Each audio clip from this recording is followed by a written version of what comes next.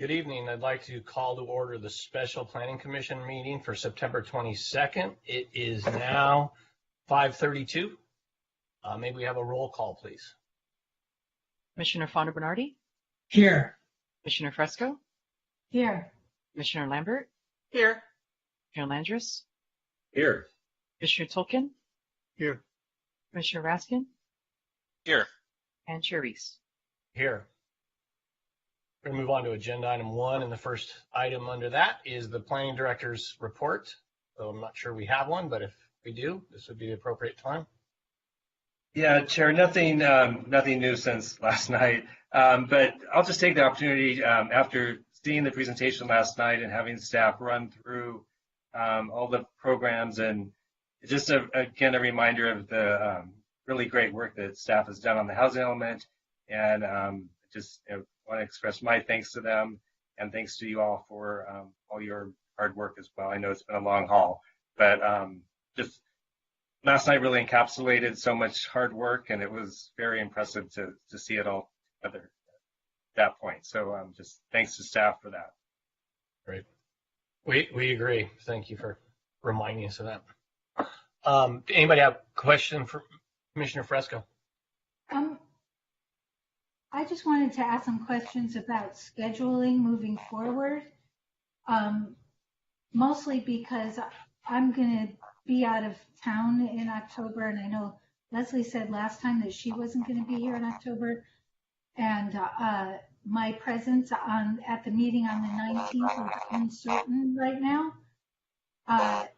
So I'm wondering if what we're doing on the 12th is continued on the 19th, or are there different aspects of things that are all new on the 19th? How does that all work? So I just don't know if I can get back in time. And if I can add on to that question, I have a potential conflict I have a definite conflict on the 12th, but not on the 19th. So we're moving pieces. Yeah, for sure.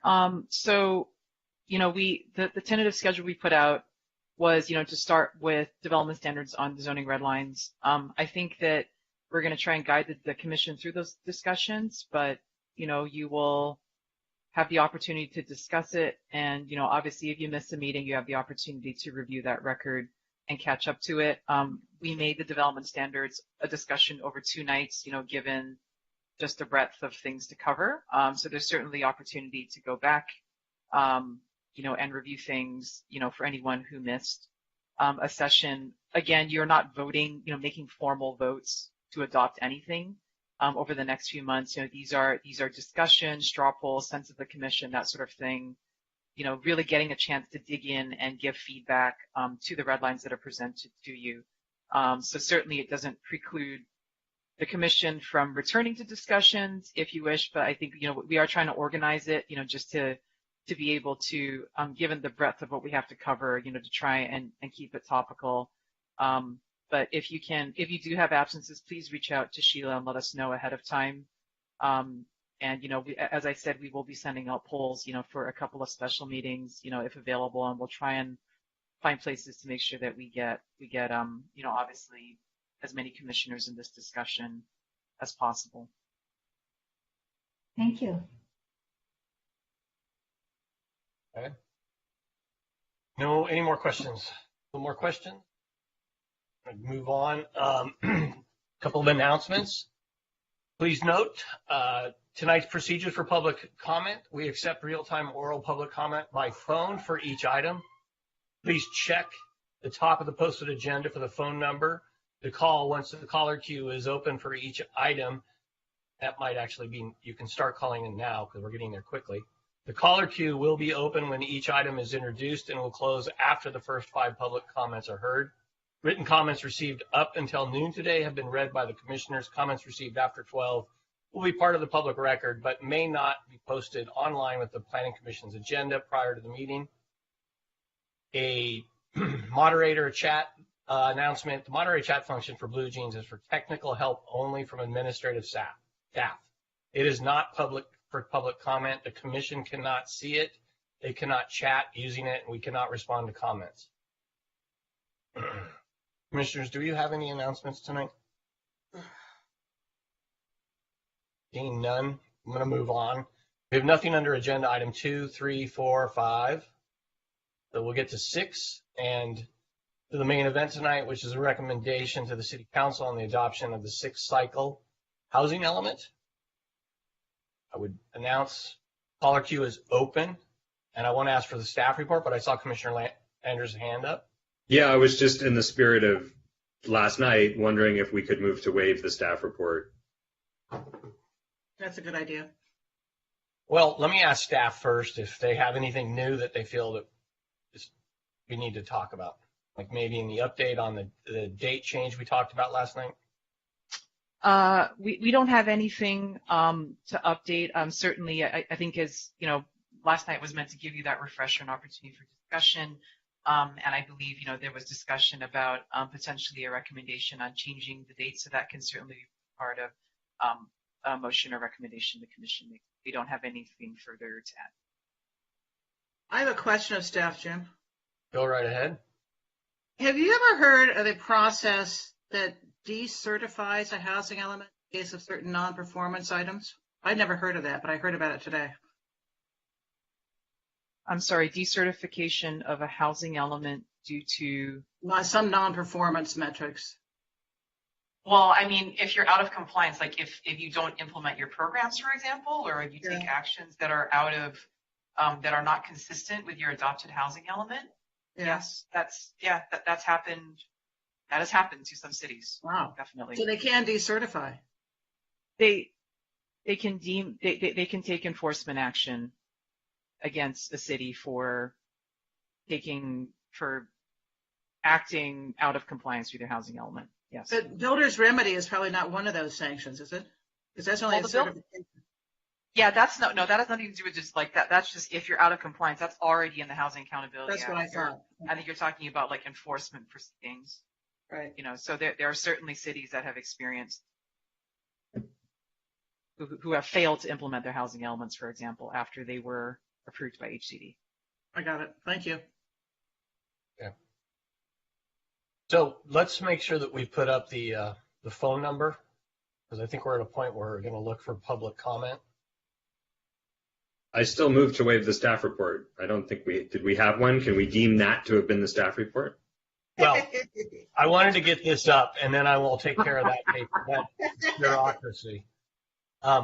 You have a motion to waive the staff report. Can we have a second and then a vote on that? I second. Okay, we have a first and a second. Vote. Fonda Bernardi? I was going to second, but I think it take was that as a yes. Motion by Landers, second by Commissioner Lambert. So Commissioner Fonda Bernardi. Mario, can you give us That a was yes a or yes. no on that? yes. Thank you. Commissioner Fresco, Yes. Commissioner Lambert, Yes. Commissioner Landers, Yes. Commissioner Tolkien, Commissioner Tolkien, you were muted. I did see you mouth yes, but Yes, I'm sorry. it's okay. We all do it. Commissioner Raskin, Yes. and Chair Reese. Yes. Commissioner Landers. I'd like to move the resolution Hold on. to adopt the housing element. Hold that. Public comment, sorry. I like where you're heading, but we need to make sure we don't have public comment. So let's see where we are with staff, with public comment. We have not received any calls. So then I renew my motion. Okay, and can I have a second? I'll second it. Or Mario Commissioner seconded it. Yeah. Commissioner Fonda already seconded it. And can I, Chair, may I just add my thanks to the staff for this process? As the maker of the motion, I just want to acknowledge I had the privilege of being chair when we were starting the drafting process, and the work was carried through by Chair Elisa Pastor, who also contributed significantly to this. So I just want to offer my appreciation and hope that things move forward swiftly. And I will say bluntly, this is a promise. that I hope the city of Santa Monica can keep over the next number of years. Do we have discussion on the item? Yeah, we do need to have some discussion. I think there are some items. So Commissioner Lambert. Yeah, last night we talked about putting a 10/23 time frame on some of the items. Actually, I think it was just a blanket 10/23 date for completion. And I sort of since looked at the programs, and the critical ones for me are 1F and 1J, which are the rezoning. I think we really need to get, and I think staff's doing it. I have no doubt staff is going to push this. But I really would like to see a 10/23 deadline on the rezoning for in 1F and 1J. So I know staff's not going to change it based on the staff report we got today, but at least our wishes could be submitted to the city council. And can you expand, Commissioner Lambert, can you expand on why that's important? I think it's really important, and as I said last night, for the housing provider community to have a little more certainty about what we're doing with rezoning. Because it takes a long time to package a housing project. They don't just fall from the sky. And you need to get, your money together, and, a lot of things need to go into the thinking of a housing project. And without a predictable rezoning date, which 10/24 doesn't do it for me, and I don't think it does it for them, we're not going to see that happen until it's very late down the road. And our RENA compliance, I think, will be jeopardized by that. So I think 10/23 is a realistic date. I mean, we're starting next month. And I think the housing community needs that predictability and knowing that we will actually do what we're saying we're going to do by October of 23. Okay. Any other commission? 1F is the DCP and 1J is citywide. Any other discussion on that? Commissioner Landris? I'm sympathetic to it. I would like it to be true. However, I am highly sensitive to the fact that council is voting on October 11th, and this has to be deemed certified by October 15th. And I'm going to be super practical and say, I would like to recommend the clean staff report as it is, so that if and when council passes it, the staff has the ability to say to HCD, this is the same document that you deemed compliant.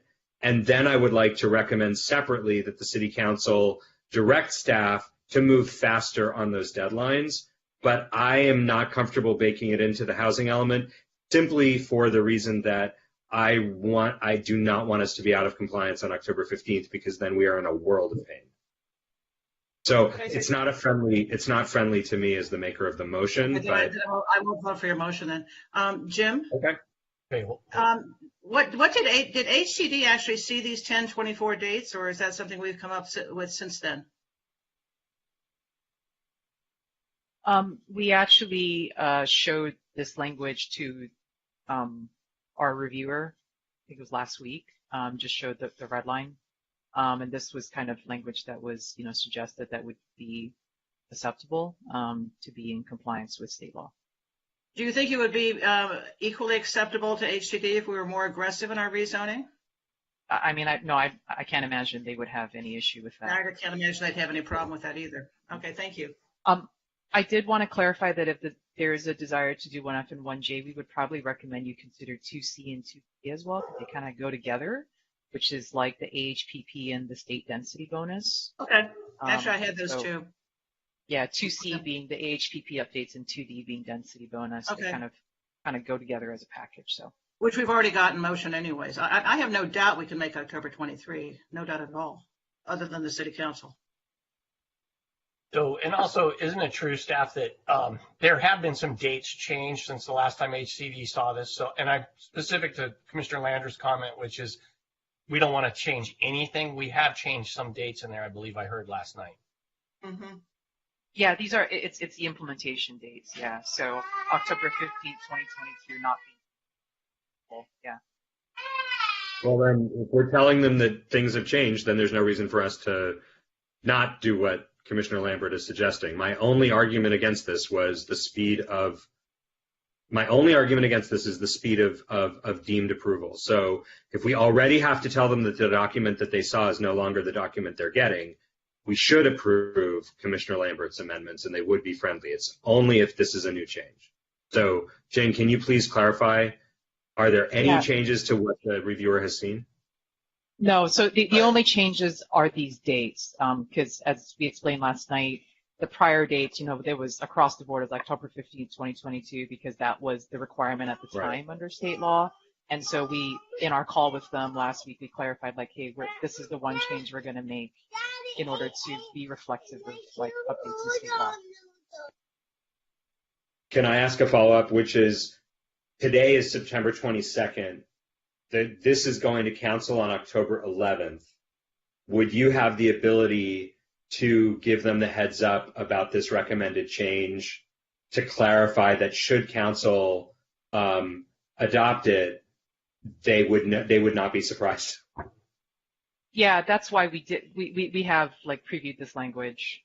No, I'm saying if we add Leslie's language, could you preview it? Yeah, we would. Yeah, certainly we would have time before October 11th. Okay, then as far as I'm concerned, it's friendly because we're already making changes.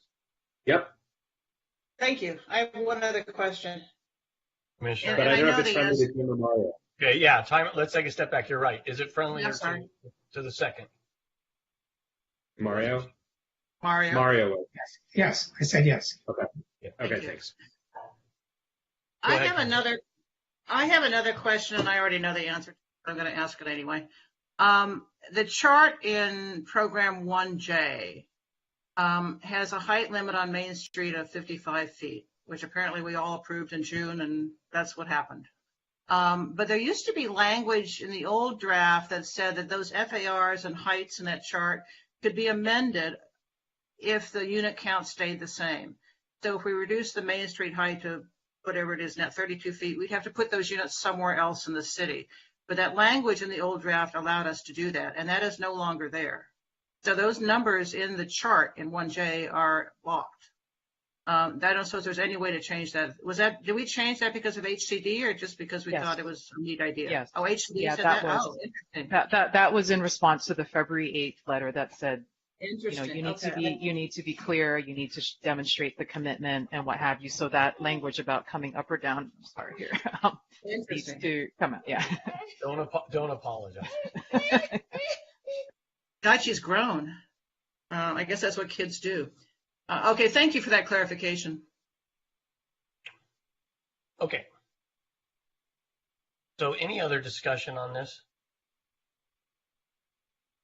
I guess I will take the opportunity to just say, I too appreciate everybody's hard work on this. This is really a big deal.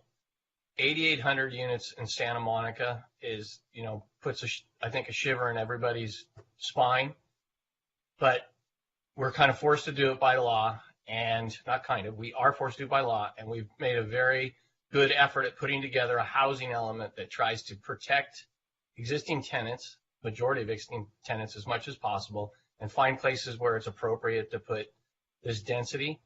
And I know there was a lot of hours put into it by staff and by ourselves. So I think we should all pat each other on the back as we recommend approval and push this forward. So thank you, everybody. Thank you. Commissioner Landers. Yes, I know this is a short meeting, but I think we would be remiss if we didn't thank Commissioner Fresco for the extraordinary work that she did at the beginning of this process of opening up a long overdue conversation about redlining, segregation, and historical racism in Santa Monica. I certainly learned a lot from you, Nina, and it was very powerful to see the City Council engage in the ideas that Commissioner Fresco raised. And I just, thinking back to different moments along the way, that will be one that I will remember for a long time, that I believe will have an outsized impact beyond this element. So thank you for the work that you did. Hear, hear. Thank you. I have to say, doing that work changed my life, literally. So hope everyone does a little of that work. Yep. Congratulations. And what's some of the benefits of doing volunteer work? You never know exactly where it's going to take you. True. Let's vote. With that, let's see, do we have a roll call vote on adopting resolution 22018 PCS? As amended with the 1023 dates for items 2C, Jing, help me out here. 2C, 2D. I'm just going to One- share my screen for Yeah, you please. so you can see 1F the. and 1J. 1F and 1J. Yeah, so it'll be 1F, 1J, 2C, 2D, and it'll be 1 year or 2 years. So that will be the, Right. from the statutory deadline. That'll be the Excellent. change. Thank you Thank so you. much. Thank you. Before you take your vote, I just want to make sure that we didn't get any callers. I'm sorry if we already called for that, but I just want to double Yeah, check no, that. they're good. Okay. Good call. We have I not don't see received any other. We've worn our community out with this. Okay, can we have a roll call? Commissioner Fonda Bernardi, Well, I'm going to abstain on this one, and I'll explain why. We've had a lot of discussion, but I think we had a one chance there to when we resubmitted to straighten out some things. Commissioner Lambert mentioned one thing, it'd be virtually impossible to get 55 feet on Main Street with a 10-foot water table. I think we need a park downtown. There's a whole bunch of things where we could have done better. And we don't have $5 billion lying around to make 6,000 affordable units. So I think there's a lot of wishful thinking in this plan. Nothing wrong with that, but I have doubts that it's really the best plan. And I would like to remind you that our planning director, or Jing in this case, when she went to city council, she said this is not the plan we would have come up with if we had our choice. And I would like to register that this is not our choice. And the only way to do that without stopping the train is to abstain. So that's why I'm abstaining. Okay, thank you for that. Next vote. Commissioner Fresco, Yes. Commissioner Lambert, Yes. Commissioner Landris, Yes. Commissioner Tolkien, You're muted, sir.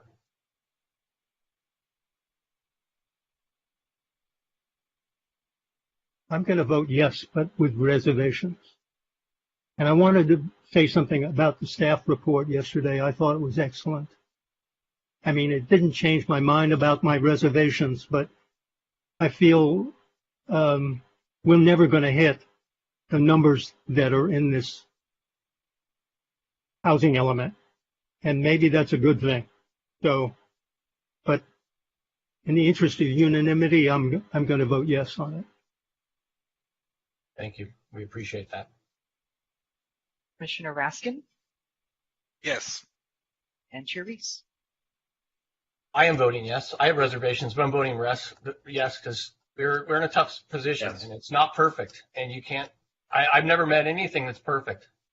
So all we're doing is the best we can with what we have. And I appreciate again everyone's hard work, and we have a lot more hard work ahead of us.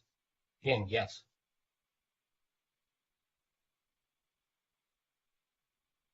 With that, it passes 6-1 vote, or 6-0 to 1 vote. We're going to move on to the rest of our agenda. And that gets us to nothing under 7, 8, or 9. So we're at 10. If we can get the public comment clock up, this is for any agenda item not on our agenda, any item not on our agenda tonight. We'll put a 1-minute timer up there, and if you can call in, we'd love to hear from you.